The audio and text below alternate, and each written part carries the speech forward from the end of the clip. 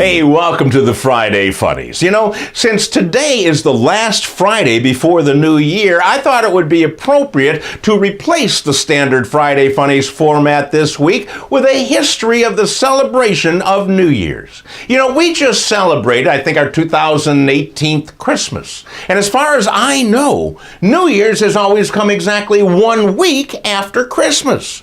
So it's safe to assume that the first New Year's came exactly 1 week after the first Christmas. So what I'd like to do is to take you back in time to the very first Christmas and the very first New Year. You know, the first Christmas in Bethlehem was abuzz with excitement over the new birth.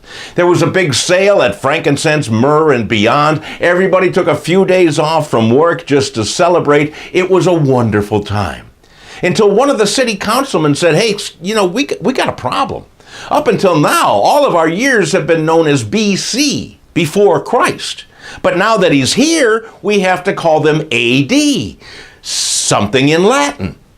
So all of the councilmen, first of all, what surprises me is nobody saw this coming. You know, after centuries of declining year numbers, 45 BC, 44 BC, 43 BC, nobody figured out that one was going to be the last of the BC series. So the councilman said, you're right, we got to do up new calendars. We may as well make New Year's in a week and have a big party to celebrate it. So they set up a stage in the town square. You know, they blew up balloons made out of sheep bladders. They invited everybody to come for a New Year's Eve celebration to usher in the new year. So they're all together, and somebody in the crowd finally said, hey, when's midnight? And somebody else said, hey, what's midnight? Because you see, back then, the only timepieces that they had were sundials, which were highly inaccurate at night. You know, they'd go like 5 p.m., 6 p.m., 7 p.m., dark, 6 a.m., 7 a.m., 8 a.m., you know.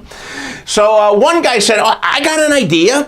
I got an hourglass as a Christmas present. Let me run home and get that. We'll make New Year's in an hour. So while he went home, the people were enjoying the music of Guy Lombardo and the Royal Corinthians. And when he got back with the hourglass, it was time to do a countdown. So Dick Clark got on stage. He was just a kid at the time. And as the final grains of sand fell through the hourglass, he said, hey, everybody, count down with me. X, IX, VIII, VII, VI, V, IV, III.